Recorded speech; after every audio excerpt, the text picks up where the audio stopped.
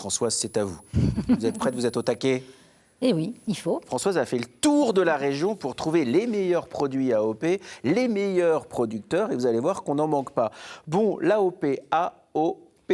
AOP, appellation d'origine protégée, qui est un signe d'identification de la qualité et de l'origine, SIQO, qui n'est pas le seul d'ailleurs, qui est à l'échelle européenne, celui-là.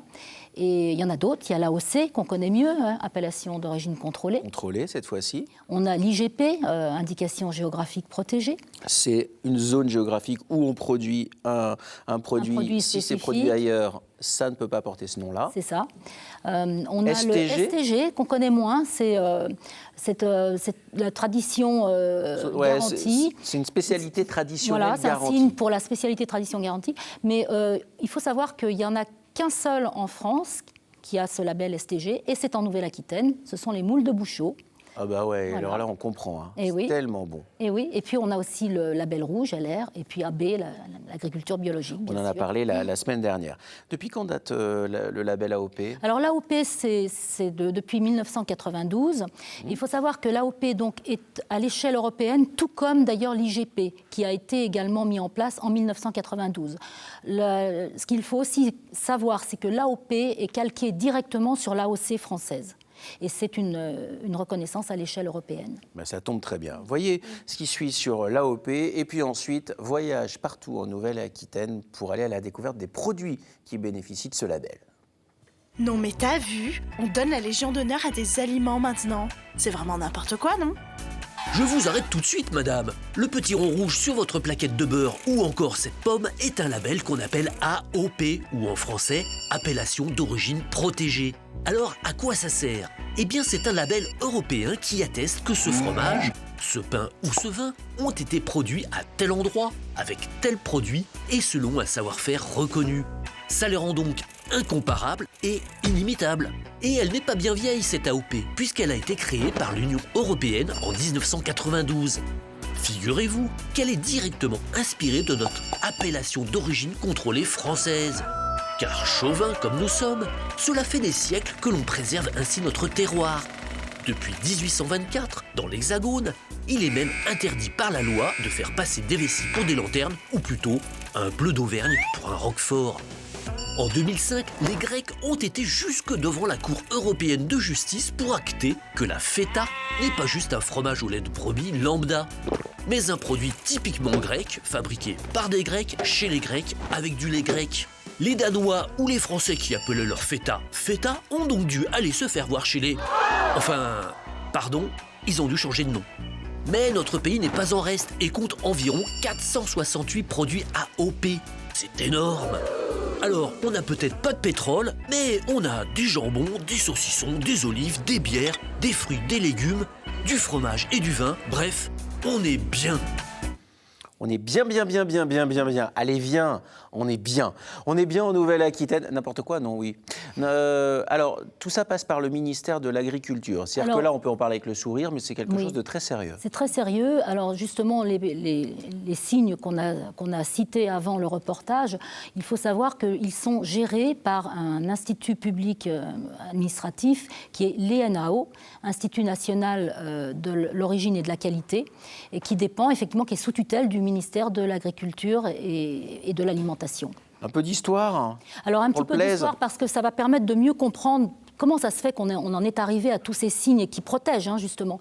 Eh bien, il faut remonter en France à assez loin, début du 18e, 1824, effectivement, on a décidé de protéger le terroir, et on l'a vu dans le reportage, par exemple, pour bien gérer les différentes origines, par exemple des bleus.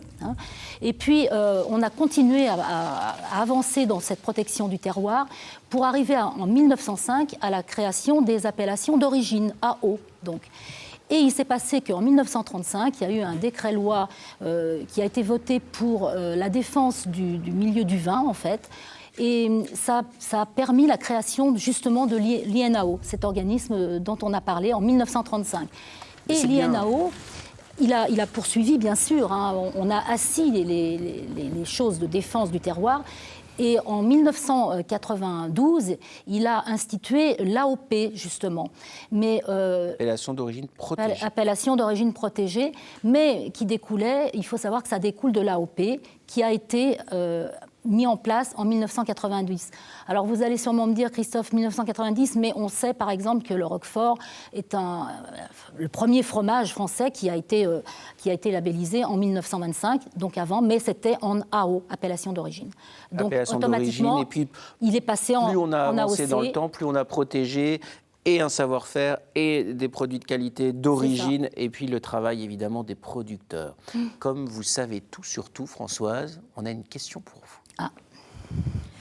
Bonjour, je m'appelle Chantal, j'habite à Biarritz et je voudrais savoir quels sont les indicateurs qui permettent de créer les normes style AOP. Merci de me répondre. Alors oui, il y a des indicateurs. Bien sûr, Chantal a raison, il y a des indicateurs, c'est très très strict. Alors il faut déjà un produit spécifique, une aire géographique spécifique. Il faut que toutes les étapes de la fabrication du produit soient faites dans cette aire géographique. Alors justement, pour Chantal et pour nous tous, on peut préciser que c'est la différence avec l'IGP, parce que l'IGP a besoin d'une seule étape. L'AOP, c'est toutes les étapes. Et il faut que ce soit un produit avec un savoir-faire reconnu et vraiment exceptionnel. Bon, on fait plaisir à nos amis du Pays Basque. Ça va leur faire plaisir. On va parler du porc Quintoa. Oui. Le Quintoa, le fameux. Oui, le fameux Quintoa, parce qu'effectivement, en Nouvelle-Aquitaine, on a beaucoup de produits AOP, on en a environ 85, et on est la première région en termes de signes de qualité et première région agricole d'Europe d'ailleurs. Donc le Quintoa, sa particularité, on le voit là, ce jambon magnifique du port basque, il était AOC en 2016 et il est passé AOP précisément en début de cette année. Donc il est parmi la famille des AOP Nouvelle-Aquitaine. C'est une véritable reconnaissance pour les éleveurs parce que c'est pas un porc qui est élevé n'importe où, c'est pas un porc de batterie. Ça ressemble un peu au porc cunoir du Limousin d'ailleurs, c'est un peu la même base d'origine évidemment. Et là, alors là, ça donne des charcuteries d'excellence. Oui, complètement. Et donc on est content pour ces producteurs, ils ont obtenu cette AOP cette année. On a d'autres produits que j'ai apportés en plateau. Juste le goût du Quintoa, c'est inimitable. C'est inimitable. Je peux vous le passer, hein, Christophe. Si vous voulez. Bien sûr que je veux, alors. Vous en avez aussi là-bas. Et alors juste une question, il faut que vous avez devant vous, pour bien qu'on comprenne l'AOP, la qualité des produits. Le camembert, alors évidemment, c'est pas de la Nouvelle-Aquitaine, attention à Normand. Salutations à Alex Good qui fait cette émission en Normandie. On ne va pas voler le camembert aux Normands. Non, mais c'est intéressant pour expliquer justement, l'AOP, c'est vraiment un signe exceptionnel qui protège les producteurs, le produit au niveau européen, qui en fait un produit inimitable et vraiment unique. Alors, justement, il y a eu la polémique sur le camembert de Normandie. Pourquoi ? Parce que les Normands ont réussi à avoir en AOP leur camembert de Normandie qui s'appelle camembert de Normandie. Pourquoi ? Il a plein comme disait Chantal tout à l'heure, il y a plein de raisons. Il est d'abord au lait cru. Il est évidemment fabriqué dans l'aire géographique spécifique Normandie, avec des vaches laitières normandes élevées en Normandie, etc. Et il est au lait cru. Donc, on le voit, c'est camembert de Normandie, au lait cru, moulage traditionnel. Bon, il y a tout un tas de choses. Ne bougez pas, on voit bien, il y a le label dessus. Et AOP camembert de Normandie avec l'AOP. L'autre, qu'on connaît tous, c'est un camembert fabriqué. C'est un camembert fabriqué en Normandie, mais pas avec du lait cru, au lait pasteurisé. D'accord. C'est complètement différent. Si on veut un vrai camembert, c'est camembert de Normandie, AOP. Et voilà, il faut rendre à César ce qui appartient à César, évidemment. Bien lire. Oui. Je crois que je me suis fait choper en train de manger du jambon. Remerciements à Guillaume Chons qui met en image cette émission. On va continuer à parler évidemment des AOP. Il faut qu'on parle, et on reste au Pays Basque, du piment d'Espelette. Le piment d'Espelette, voilà, qui est là, qui est un produit AOP également, qui est absolument remarquable, qui est effectivement classé 4 sur l'échelle de... Qu'est-ce que c'est beau, regardez cette couleur, c'est magnifique. Et on peut le faire sécher soi-même, comme Karine a fait tout à l'heure avec le piment des Landes. Qu'on soit bien d'accord, l'échelle de Scoville, c'est l'échelle qui mesure l'intensité d'un piment ou des poivres. Ça compte 10 degrés. Ça veut dire que le piment d'Espelette est à 4. C'est l'équivalent d'un poivre moyen. Il est considéré chaud, mais c'est pas du tout, ça n'emporte pas. Donc je l'ai utilisé là.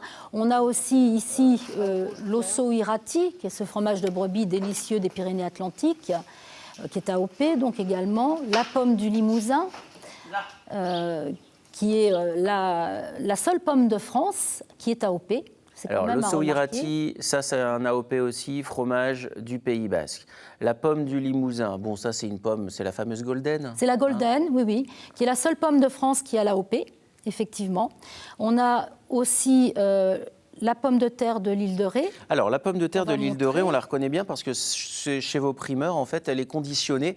C'est en ce moment qu'on la récolte, c'est une pomme de terre Oui, primeur. alors on est en pleine saison, Elle est là. excellente, évidemment. On la reconnaît parce qu'elle est dans une cagette bleue, Voilà, bleue comme la comme on mer la de voit, l'île de là. Ré, évidemment. Et c'est la première pomme de terre à avoir reçu l'AOC en 98, qui est devenue ensuite une AOP, effectivement. Bon, ben là, on est dans des produits d'excellence. C'est une pomme de terre qui avait une toute petite production. Oui. Et puis, les producteurs ont tellement bien réussi à communiquer. Le produit est tellement bon Oui. qu'aujourd'hui, ça a acquis des lettres de Bien noblesse sûr. incroyables. Et on peut dire que c'est pas, est-ce à cause ou grâce à l'époque du phylloxéra qui a permis la diversification et la culture a été intensifiée, bien sûr, sur l'île pour donner cette pomme de terre aujourd'hui que tout le monde s'arrache, en fait. Combien de produits labellisés AOP, pardon En Nouvelle-Aquitaine, il y en a environ 85. Ouais, bah bravo. Et bravo. 200 en tout, sur tous les signes. Et c'est la région qui en a le plus. Oui. Alors là, vous vous dites, ok, très bien, super, on est fiers d'habiter en Nouvelle-Aquitaine pour tous ces produits-là, Poitou-Charentes, Limousin, Aquitaine. Salutations à tous les producteurs. Et vous dites, tiens, si j'épatais mes amis ce week-end, j'ai prévu de recevoir. Et si vous leur faisiez une salade qu'avec des produits de Nouvelle-Aquitaine, qu'avec des produits AOP, possible ou pas? Oui. Ben, j'ai tenté, voilà, après à voir si ça va vous plaire. Et dans cette salade, il y a effectivement la pomme de terre de l'île de Ré, la pomme du Limousin, l'osso goûter, irati, les noix du Périgord et puis l'assaisonnement que j'ai fait, alors avec du piment d'Espelette. Piment d'Espelette, c'est pour côté un peu relevé, le Oui, sel, oui, le oui. piment. Le sel de l'île de Ré. Si on met du sel au piment d'Espelette, on ne rajoute pas de poivre. C'est pas la peine. Non, si on met du piment Ouais, d'Espelette, c'est ça, hein. enfin, c'est un peu différent. Et on peut trouver des poivres qui ne soient pas très forts. On peut toujours, rien que pour le parfum, en mettre. Mais il est bien parfumé, le piment d'Espelette. Vous auriez pu aller sur un vinaigre de Pinot des Charentes. Vous êtes allé sur Tout une à huile fait. d'olive pour faire un petit coucou à nos voisins. L'huile d'olive qui est AOP également, qui est d'une autre région, l'huile d'olive de Nyons, d'olive noire, Bah oui, la c'est Drôme Vaucluse. Et oui, on aime bien mettre en avant tous les bons produits. Et puis, j'ai mis comme vinaigre, alors on peut prendre soit le baume de Boudeville, qui est un balsamique français qui est fait près de Cognac, ou alors le vinaigre de Pinot des Charentes également. Ça reste les produits de Nouvelle-Aquitaine. Françoise, il faut que vous parliez encore un peu, je n'ai pas fini. Ah, mais écoutez, il y a tellement de choses à dire, effectivement.